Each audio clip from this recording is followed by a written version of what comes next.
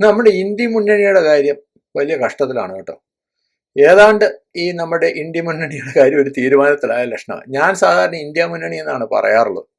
പക്ഷേ അങ്ങനെ പറയാതെ ഇനി മുതൽ ഇന്ത്യ മുന്നണി എന്ന് പറഞ്ഞു കളയാം എന്ന് വിചാരിക്കാനുള്ള കാരണം, ഇന്ത്യ മുന്നണി എന്ന് പറഞ്ഞു കഴിഞ്ഞാൽ ഈ സാധനം നമ്മുടെ രാജ്യത്തിന് തന്നെ ഒരു നാണക്കേടാണ്. അതുകൊണ്ട് തൽക്കാലം ഇനി മുതൽ അങ്ങോട്ട് ഇന്ത്യ മുന്നണി മതി. മാത്രമല്ല, സാങ്കേതികമായിട്ട് നോക്കിയാലും ഇന്ത്യ എന്നുള്ളത് ശരിയല്ല. കാരണം ഈ ഇന്ത്യ എന്നുള്ളതിന്റെ അവസാനത്തെ അലയൻസ് എന്നുള്ളതിന്റെ ആണല്ലോ. അപ്പോൾ ഇന്ത്യ മുന്നണി എന്ന് പറഞ്ഞാൽ ഈ മുന്നണി 2 തവണ റിപ്പീറ്റ് ചെയ്യേണ്ടി വരും. അപ്പൊ അതിന്റെ ആവശ്യമില്ല. അപ്പൊ ഏതായാലും ഈ ഇന്ത്യ മുന്നണിയുടെ ശോചനീയമായ അവസ്ഥയാണ് ഇന്നത്തെ വിഷയം. ശത്രുക്കൾക്ക് പോലും ഇങ്ങനെ ഒരു അവസ്ഥ വരുത്തരുതേ എന്ന് നമ്മൾ സത്യത്തിൽ പ്രാർത്ഥിച്ചു പോകും. ആ ഒരു അവസ്ഥയിലാണ് ഈ നമ്മുടെ ഇന്ത്യ മുന്നണി. ഈ നമ്മുടെ ബംഗ്ലാദേശിൽ ഷെയ്ഖ് ഹസീന അട്ടിമറിക്കുന്ന സമയത്ത് പ്രതിഷേധക്കാർ അവരുടെ കൊട്ടാരം ആക്രമിക്കുകയും അതുപോലെ കൈ കിട്ടുന്നതെല്ലാം എടുത്ത് സ്ഥലം വിടുകയൊക്കെ ചെയ്യുന്നത് നമ്മൾ കണ്ട. അതുപോലെയാണ് ഇപ്പൊ ഇന്ത്യ മുന്നണിയുടെ അവസ്ഥ. ഘടകകക്ഷികൾ ഓരോരുത്തരായിട്ട് കൈ കിട്ടുന്നത് എന്താണെന്ന് വെച്ച് കഴിഞ്ഞാൽ അതുപോലെ എത്ര ആളുകളെ കിട്ടുന്നതെന്ന് വെച്ചാൽ പെറുക്കിയെടുത്തുകൊണ്ട് സ്ഥലം വിടുകയാണ്. ആ കാഴ്ചയാണ് നമ്മളിപ്പോൾ കാണുന്നത്. TMC തന്നെ നോക്കൂ, ഏറ്റവും നല്ല ഉദാഹരണം തൃണമൂൽ കോൺഗ്രസ്. അവരുടെ നിയമസഭാ കക്ഷി പിളർന്നു. ആകെ അവർക്ക് 80 MLA-മാരുള്ളതിൽ 60 പേര് പറയുന്നു മമതാ ദീദിയെ അവർക്ക് കുഴപ്പമില്ല, അംഗീകരിക്കാം. പക്ഷെ ആ ചെറുക്കിന് ഒരു വിധത്തിന് സഹിക്കാൻ വയ്യ. നമ്മുടെ രാഹുൽജിയെ പോലെ തന്നെ കാശിന് കൊള്ളാത്ത ഒരു അനന്തരാവകാശി അവിടെയുണ്ടല്ലോ, അഭിഷേക് ബാനർജി, യുവരാജാവ്, കുടുംബത്തിലെ യുവരാജാവ്. കഴിഞ്ഞ ദിവസം നാട്ടുകാരെല്ലാം കൂടി എടുത്ത് പഞ്ഞി കിട്ടതാണ് ഈ അഭിഷേക് ബാനർജിയെ. ചീമട്ട കൊണ്ടാണ് അഭിഷേകം നടത്തിയത്. അപ്പോ ഇയാളെ അംഗീകരിക്കാൻ നിവർത്തിയില്ല എന്ന് പറഞ്ഞിട്ട് ഈ 80-ലെ 60 പേരും ഇപ്പൊ പാർട്ടി വിടുക. TMC ഏതാണ്ട് പിളർന്ന മട്ടാണ്. ഇപ്പൊ ലോക്സഭയിലാണെങ്കിലും 29 MP-മാരാണ് അവർക്കുള്ളത്. അതിൽ 22 പേര് ഒരു പ്രത്യേക ബ്ലോക്ക് ആയിട്ടിരിക്കാനായിട്ട് തീരുമാനിച്ചിരിക്കുകയാണ്. അപ്പൊ അത് ഒരു വിധത്തിൽ ഒരു വഴിക്കായി. ഇത് പറയുമ്പോൾ പ്രധാനപ്പെട്ട ഒരു കാര്യമുണ്ട് കേട്ടോ. നമ്മുടെ ഇന്ത്യൻ മതേതരത്വത്തിന്റെ രസകരമായ ഒരു വശവും കൂടെ ഞാൻ പറയാം. നമ്മുടെ ക്രിക്കറ്റ് കളിക്കാരനാണല്ലോ യൂസഫ് പഠാൻ.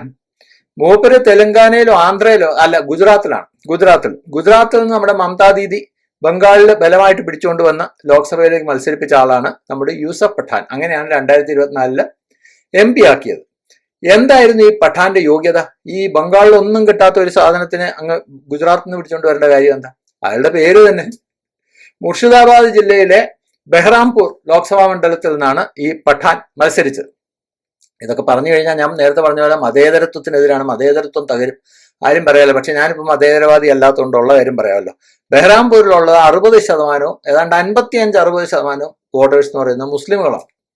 1999 മുതൽ ഈ 55% മുസ്ലിമുകളുള്ള ഈ ലോക്സഭാ മണ്ഡലത്തിൽ നിന്ന് തുടർച്ചയായിട്ട് ജയിക്കുന്ന ആരാ? കോൺഗ്രസിലെ മുൻപ് ലോക്സഭയിലെ പ്രതിപക്ഷ നേതാവൊക്കെ ആയിരുന്ന അധീർ രഞ്ജൻ ചൗധരിയാണ്. ഈ 5 തവണയും ഈ ഒരു പാർട്ടിയുടെ ഈ ബെഹ്റാംപൂരിലെ ഒരു പാർട്ടിയും മുസ്ലിം സ്ഥാനാർത്ഥികളെ മത്സരിപ്പിച്ചിരുന്നില്ല. 55% മുസ്ലിം വോട്ടർമാരുള്ള ഒരു മണ്ഡലത്തോടാണ് ഈ ജനാധിപത്യ മതേതര ഇന്ത്യ ഈ കടുങ്കൈ ചെയ്തതെന്ന് നിങ്ങൾ ഓർക്കണം. ഒരു പാർട്ടിയും പ്രമുഖ പാർട്ടികളൊന്നും മുസ്ലിം സ്ഥാനാർത്ഥികളെ മത്സരിപ്പിച്ചിരുന്നില്ല. നിങ്ങൾ നോക്കിക്കോളൂ, അധീർ രഞ്ജൻ ചൗധരി, ഞാനിപ്പോൾ പേര് വായിച്ചു കേൾപ്പിക്കാം. അധീർ രഞ്ജൻ ചൗധരി 1999 മുതൽ തോൽപ്പിച്ച ആളുകളുടെ പേര് കേട്ടോളൂ. 99 അധീർ രഞ്ജൻ ചൗധരി തോൽപ്പിച്ച RSPയിലെ പ്രമുതോഷ് മുഖർജി. ഭൂരിപക്ഷം 95,391. വലിയ പ്രചണ്ഡമായിട്ടുള്ള ഭൂരിപക്ഷമാണ് ഈ 5 തവണയും കിട്ടിയത്. നിങ്ങൾ കേട്ടോളൂ. 2004 ഇതേ പ്രമുതോഷ് മുഖർജി തന്നെ RSPയുടെ 98,901 വോട്ടിന് അധീർ രഞ്ജൻ ചൗധരി ജയിച്ചു. 2009 വീണ്ടും പ്രമുതോഷ് മുഖർജി തന്നെ ബലിയാടായി. RSPക്കാരൻ 1,86,977 വോട്ടായിട്ട് ഭൂരിപക്ഷം വർദ്ധിപ്പിച്ചു അധീർ രഞ്ജൻ ചൗധരി. 2014 തൃണമൂൽ കോൺഗ്രസ് ഉണ്ടായതിനു ശേഷമുള്ള ആദ്യത്തെ ലോക്സഭാ തെരഞ്ഞെടുപ്പിൽ തൃണമൂൽ കോൺഗ്രസിനെയാണ് തോൽപ്പിച്ചത്. ഇന്ദ്രാനിൽ സെന്നിനെയാണ് തോൽപ്പിച്ചത്. ഭൂരിപക്ഷം കേട്ടോളൂ, 3,56,567. ഓരോ തവണയും കോൺഗ്രസിന്റെ അധീർ രഞ്ജൻ ചൗധരിയെ അവിടുത്തെ മുസ്ലിമുകൾ ജയിപ്പിച്ച ഭൂരിപക്ഷമാണ് പറയുന്നത്. 2019 TMCയുടെ തന്നെ സ്ഥാനാർത്ഥിയാണ് തോറ്റത്, അപൂർബ സർക്കാർ. അവര് തോറ്റത് 80,696.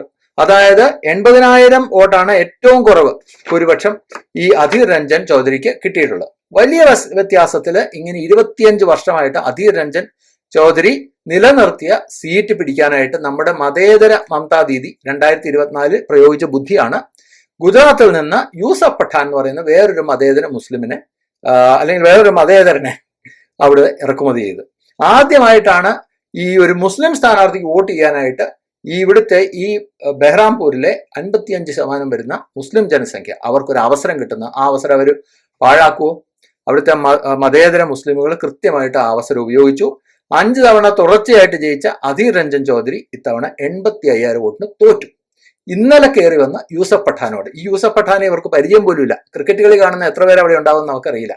പക്ഷേ 25 വർഷമായിട്ട്, ഏതായാലും അധീർ രഞ്ജൻ ചൗധരി കാൽക്കാശിന് കൊള്ളാത്ത ഒരു കോഞ്ഞാട്ടയായിരുന്നെങ്കിൽ എന്തായാലും 25 വർഷം ഇത്രയും മഹാഭൂരിപക്ഷത്തിൽ ജയിക്കില്ലല്ലോ അല്ലെ. പക്ഷെ ഇന്നലെ കയറി വന്ന യൂസഫ് പഠാനോട് അധീർ രഞ്ജൻ ചൗധരി തോറ്റു. കാരണം എന്താ?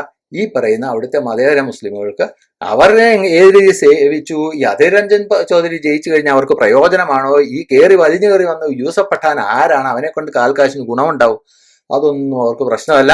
അവർക്ക് പ്രശ്നം മതം മാത്രമായിരുന്നു. ഇത് തന്നെയാണ് ബംഗാളിൽ ഇത്തവണ മമതാ ബാനർജി തോൽക്കാനുള്ള കാരണം എന്താണെന്ന് ഞാൻ ഒരു 2-3 ആഴ്ച മുമ്പ് ഈ ഇലക്ഷൻ റിസൾട്ട് വന്നു കഴിഞ്ഞപ്പോൾ ഒരു വീഡിയോയിൽ ഞാൻ എത്രയോ മണ്ഡലങ്ങൾ തിരിച്ചു പറഞ്ഞതാണ് അല്ലെ. അന്ന് നമ്മുടെ മതേതര പ്രേക്ഷകർ നമ്മളെ തെറി വിളിച്ചു. പക്ഷേ തെറി വിളിച്ചു കഴിഞ്ഞാലൊന്നും യാഥാർത്ഥ്യം മാറുന്നില്ല. ഏതായാലും ഇങ്ങനെ അധീർ രഞ്ജൻ ചൗധരി തോറ്റെങ്കിലും നമ്മുടെ ഇന്ത്യ മഹാരാജ്യത്തിന് ഗുണമുണ്ടായി. അതെന്താണെന്ന് വെച്ച് കഴിഞ്ഞാൽ മതേതരത്വം ജയിച്ചല്ലോ.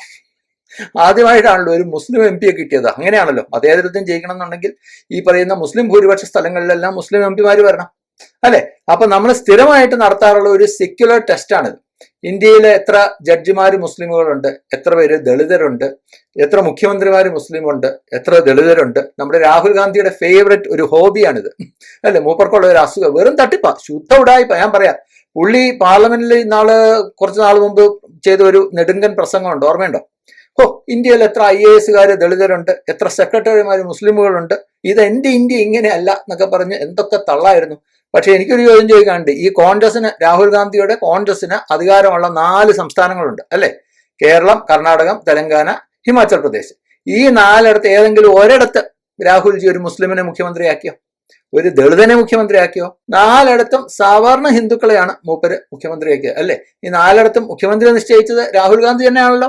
അമിത്ഷായോ നരേന്ദ്രമോദിയോ അല്ലെങ്കിൽ മോഹൻ ഭാഗവതോ ഒന്നും അല്ലല്ലോ അല്ലെ. കേരളത്തിൽ പിന്നെ നിവൃത്തിയില്ലാതെ തോക്ക് ചൂണ്ടി ആണ് മുഖ്യമന്ത്രിയെ തിരഞ്ഞെടുത്തത്. അതുപോട്ടെ, അത് അങ്ങനെ രാഹുൽജി ഇവിടെയും മുഖ്യമന്ത്രി ആക്കാനിരുന്ന ആരാ? വേറൊരു നായരായ അല്ലെങ്കിൽ വേറൊരു സവർണ ഹിന്ദുവായ വേണുഗോപാലിനെയാണ് അല്ലെ. അപ്പോ എത്ര സംസ്ഥാനങ്ങളിൽ കോൺഗ്രസിന് അധികാരം കിട്ടിയിട്ട് എത്ര സംസ്ഥാനങ്ങളിൽ മുഖ്യമന്ത്രിമാർ മുസ്ലിമുകളുണ്ട്, ദളിതരുണ്ട് എന്നുള്ള ചോദ്യത്തിനൊന്നും ഉത്തരം പറയാൻ നമ്മുടെ രാഹുൽജിക്ക് സമയമില്ല. അല്ലെങ്കിൽ കോൺഗ്രസിന് അതിന്റെ ആവശ്യമില്ലെന്നേ. ഈ ഭരണഘടന ഇങ്ങനെ ഇടയ്ക്കിടയ്ക്ക് ഉയർത്തിപ്പിടിച്ചിട്ട് പ്രസംഗിച്ചാൽ മാത്രം മതി. മതേതരത്വം എന്ന് പറയുന്നത് ആനേ വന്നോളും. കാരണം കോൺഗ്രസ് ജന്മനാ മതേതരമാണ്. ആരും അവരോട് ചോദിക്കില്ല നിങ്ങളുടെ എത്ര മുഖ്യമന്ത്രിമാര് മുസ്ലിമുകളുണ്ട്, നിങ്ങൾക്ക് എത്ര മുസ്ലിം MP, ഇതൊന്നും ചോദിക്കില്ല. BJPയോടാണ് ചോദ്യം, എത്ര MP BJPക്ക് ഉണ്ട്, മുസ്ലിം MP എത്ര മുസ്ലിമുകൾ BJPക്ക് വോട്ട് ചെയ്തു എന്നുള്ള ചോദ്യം ആരും ചോദിക്കില്ല. അതാണ് ഇന്ത്യൻ മതേതരത്വം. അപ്പൊ ഏതായാലും ഇത്രയും നീട്ടി വലിച്ച് ഞാൻ ഈ ചരിത്രം പറഞ്ഞത് ഗുജറാത്തിൽ നിന്ന് യൂസഫ് പഠാനെ എന്തിനാണ് നമ്മുടെ മമതാ ദീദി പൊക്കിയെടുത്തുകൊണ്ട് വന്നു എന്ന് പറയാൻ വേണ്ടിയിട്ടാണ്. ഒരു മുസ്ലിമിന് സീറ്റ് കൊടുക്കാൻ വേണ്ടിയായിരുന്നെങ്കിൽ ഇന്ത്യ മുന്നണി പറഞ്ഞു കഴിഞ്ഞാൽ ഗുജറാത്തിൽ നിന്ന് തന്നെ കോൺഗ്രസിന്റെ ഒരു ടിക്കറ്റ് യൂസഫ് പഠാന് കൊടുക്കും അല്ലെ. ഇനി അതും വേണ്ട, TMC തന്നെ മത്സരിപ്പിക്കണം മമതാ ദീദിക്കുന്നുണ്ടെങ്കിൽ ബംഗാളിൽ നിന്ന് ഒരു രാജ്യസഭാ MP ആക്കിക്കൂടെ ആര്? ഈ യൂസഫ് പഠാനെ. അപ്പൊ അതല്ല, മുസ്ലിം കാർഡ് ഇറക്കി 25 വർഷമായിട്ട് കോൺഗ്രസിന്റെ കയ്യിലിരുന്ന അധീർ രഞ്ജൻ ചൗധരിയുടെ സീറ്റ് പിടിച്ചെടുക്കണം. അതാണ് നമ്മുടെ മതേതര ദീദി ചെയ്തത്. അതേ മുസ്ലിമുകൾ തന്നെ ഇത്തവണ നമ്മുടെ ദീദിക്ക് പണിയും കൊടുത്തു. അത് തന്നെയാണ് പറഞ്ഞത്, ദീദി അർഹിക്കുന്ന പണി തന്നെയാണ് അവർക്ക് കിട്ടിയതെന്ന്. ഇപ്പൊ അതേ മതേതര യൂസഫ് പഠാൻ വീണ്ടും പാല് കൊടുത്ത അതേ മതേതര മമതാ ദീദിയുടെ കയ്യിൽ തന്നെ കടി കൊടുത്തു. മൂപ്പര് നേരെ മമതാ ദീദിയെ വിട്ടിട്ട്, ഇപ്പൊ ഞാൻ നേരത്തെ പറഞ്ഞില്ലേ 22 MP ഇപ്പൊ വേറൊരു ബ്ലോക്ക് ആവാൻ പോവാണെന്ന്, അവരുടെ കൂടെ കൂടി മമതാ ദീദിക്ക് പണി കൊടുത്തു. ഇതൊന്നും ഈ കേരളത്തിലെ മതേതര മാധ്യമങ്ങൾ നിങ്ങളോട് പറയില്ല. അതുകൊണ്ടാണ് ഞാൻ പറഞ്ഞത്. ഇരിക്കട്ടെ, ബംഗാൾ മാത്രമല്ല, ജാർഖണ്ഡ് മുക്തി മോർച്ച, ജാർഖണ്ഡിൽ എന്താ സ്ഥിതി? നിയമസഭാ തെരഞ്ഞെടുപ്പിൽ കോൺഗ്രസ് ഒപ്പം നിന്ന് JMMന് പണി കൊടുത്തു അല്ലെ. ഈ ഹേമന്ത് സോറന്റെ ജാർഖണ്ഡ് മുക്തി മോർച്ചയ്ക്ക്. കൂടാതെ ഇപ്പൊ രാജ്യസഭാ തെരഞ്ഞെടുപ്പിൽ ഏകപക്ഷീയമായിട്ട് കോൺഗ്രസ് 2 സ്ഥാനാർത്ഥികളെ, 2 സീറ്റാണ് അവർക്ക് ഉള്ളത്. അത് 2 സ്ഥാനാർത്ഥികളെ ഏകപക്ഷീയമായിട്ട് അങ്ങ് പ്രഖ്യാപിച്ചേക്കുക. ജയിക്കണമെങ്കിൽ ഈ JMMന്റെ വോട്ട് വേണം. കോൺഗ്രസിന് കോൺഗ്രസിന്റെ MLA സ്ട്രെങ്ത് വെച്ചിട്ട് അവർക്ക് ജയിക്കാൻ പറ്റില്ല. JMMന്റെ കൂടെ വോട്ടുണ്ടെങ്കിൽ ജയിക്കാൻ പറ്റുമോ? പക്ഷെ അവരങ്ങ് തീരുമാനിച്ചു ഏകപക്ഷീയമായിട്ട്, ഞങ്ങൾ ഇന്ത്യ കണ്ടുപിടിച്ച പാർട്ടിയാണ്. രാഹുൽ ഗാന്ധിയുടെ ചിന്ത എന്താണെന്ന് വെച്ചാൽ, എന്റെ അച്ഛൻ പ്രധാനമന്ത്രിയായിരുന്നു, എന്റെ അമ്മൂമ്മ പ്രധാനമന്ത്രിയായിരുന്നു, അമ്മൂമ്മയുടെ അച്ഛൻ പ്രധാനമന്ത്രിയായിരുന്നു, ഞങ്ങളാണ് സ്വാതന്ത്ര്യ സമരവും ഈ രാജ്യവും എല്ലാം കണ്ടുപിടിച്ചത്, അതുകൊണ്ട് മുതുമുത്തച്ഛന്മാരായിട്ട് ഞങ്ങളിങ്ങനെ ഈ ഭരണവർഗമാണ്, അതുകൊണ്ട് ഞങ്ങൾ പറയണം കേട്ടാൽ മതി എന്ന് പറഞ്ഞിട്ട് JM-നോട് രണ്ടെണ്ണം ഏകപക്ഷീയമായിട്ട് അങ്ങ് പ്രഖ്യാപിച്ചു. ഇതാണ് ഇന്ത്യ മുന്നണിയുടെ സ്ഥാനാർത്ഥികൾ എന്ന് പറഞ്ഞിട്ട്. JM-ന് ഇഷ്ടപ്പെടുവോ? ഇപ്പൊ ഏതായാലും JM ഇന്ത്യ മുന്നണിയുടെ അകത്താണോ പുറത്താണോ എന്നുള്ള കാര്യം JM-നും അറിയില്ല, ഇന്ത്യ മുന്നണിക്കാർക്കും അറിയില്ല. അതാണ് അവിടുത്തെ സ്ഥിതി. തമിഴ്നാട്ടിൽ എന്താ സ്ഥിതി? DMK-യോട് JM-നോട് ചെയ്ത അതേ നന്ദികേടും അതേ വഞ്ചനയാണ് DMK-യോട് ഇവർ കോൺഗ്രസ്സുകാർ ചെയ്തത്. അധികാരം കിട്ടും എന്ന് പറഞ്ഞു കഴിഞ്ഞപ്പോൾ തെരഞ്ഞെടുപ്പ് മത്സരിച്ച് DMK-യുടെ ഒപ്പം ഈ കോൺഗ്രസിന് അവിടെ 5 MLA-മാരെ കിട്ടിയത് DMK-യുടെ ഭിക്ഷയാണ്. DMK-ക്കാർ വോട്ട് ചെയ്തിട്ട് DMK-യുടെ വോട്ട് കൊണ്ടാണ്, അല്ലെങ്കിൽ കോൺഗ്രസിന് അവിടെ വല്ല വാഴയ്ക്കുണ്ടോ തമിഴ്നാട്ടില്? അങ്ങനെ DMK-യുടെ ഔദാര്യം കൊണ്ട് 5 പേര് MLA-മാരായി. അവർക്ക് മന്ത്രിമാരാവാൻ വേണ്ടി എന്ത് ചെയ്തു? തിരഞ്ഞെടുപ്പ് കഴിഞ്ഞപ്പോൾ നേരെ DMK-യുടെ വള്ളത്തിൽ നിന്ന് ചാടി വിജയുടെ വള്ളത്തിൽ കയറി. ഇതാണ് നമ്മുടെ മതേതര കോൺഗ്രസ്. രാഹുൽജിയുടെ അപാര ബുദ്ധി അതൊക്കെ, പറഞ്ഞിട്ട് കാര്യമില്ല. ഏതായാലും ഇപ്പൊ DMK-ക്കാരും ഈ വഞ്ചന വന്നതോടുകൂടി DMK-ക്കാരും സെപ്പറേറ്റ് ആയിട്ട് വേറൊരു ബ്ലോക്ക്, ലോക്സഭയിൽ വേറൊരു ബ്ലോക്ക് ആയിട്ട് ഇരിക്കാനായിട്ട് സ്പീക്കർക്ക് കത്ത് കൊടുത്തിരിക്കുകയാണ്. ഇപ്പൊ കോൺഗ്രസിന്റെ ആവശ്യം എന്താണെന്ന് വെച്ച് കഴിഞ്ഞാൽ ഈ DMK-യുടെ സഹായത്തോടു കൂടി MLA-മാരായ 5 പേരുടെ പേരിൽ ഒരു രാജ്യസഭ MP സ്ഥാനം, അതായത് രാജ്യസഭ സീറ്റ് കൂടെ വേണം എന്നുള്ളതാണ് കോൺഗ്രസിന്റെ അത്യാർത്തി. അതാണ് ഇപ്പോൾ പുതിയ ആവശ്യം. ഏതായാലും കഴിഞ്ഞിട്ടില്ല. മഹാരാഷ്ട്ര ഉണ്ട്. ഞാൻ പറഞ്ഞു വരുമ്പോൾ ഓരോന്ന് എല്ലാം പോയിക്കൊണ്ടിരിക്കുക. മഹാരാഷ്ട്രയിൽ എന്താ സംഭവിക്കുന്നത്? ശിവസേന, ഉദ്ധവ് ഠാക്കറെയുടെ ശിവസേന, അത് ആകപ്പാടെ ലോക്സഭയിൽ അവർക്കാകെ 9 MP-മാർ, 8-9 MP-മാരാണ്. അത് 9 MP-മാരാണ്. അതിൽ 7 പേര് ഇപ്പൊ ഇന്നലെ ഏക്നാഥ് ഷിൻഡെയെ കണ്ടു. എവിടെ വെച്ച് കണ്ടു? ഡൽഹിയിൽ വെച്ച് കണ്ടു. ഏക്നാഥ് ഷിൻഡെ എന്താണ് ഡൽഹിയിൽ പരിപാടി? മൂപ്പര് മുംബൈയിലല്ല ഉണ്ടാവേണ്ടത്. അതാണ് കളി. ഏക്നാഥ് ഷിൻഡെയെ ഡൽഹിയിൽ വെച്ച് ഈ 9-ൽ 7 പേരും ഉദ്ധവ് ഠാക്കറെ, അതായത് ഇപ്പോഴത്തെ ഇന്ത്യ മുന്നണിക്കാരിൽ 9-ൽ 7 പേരും കണ്ടിരിക്കുന്നു. അതായത് 7 പേരും അങ്ങോട്ട് പോകും. കൂറുമാറ്റ നിരോധനം കൊണ്ടൊന്നും കാര്യം നടക്കില്ല. കാരണം എന്താണെന്ന് വെച്ചാൽ ആകെ ഉള്ളതിന്റെ 3-ൽ 2 MP-മാർ ഒരുമിച്ച് കൂറുമാറി കഴിഞ്ഞാൽ ഈ കൂറുമാറ്റ നിയമം ബാധകമാവില്ല. അതുകൊണ്ട് 9 MP-മാരിന്റെ 3-ൽ 2 എന്ന് പറഞ്ഞു കഴിഞ്ഞാൽ 6 പേരാണല്ലോ. ഇപ്പൊ 6-നെ കടത്തി 7 പേരുണ്ട്.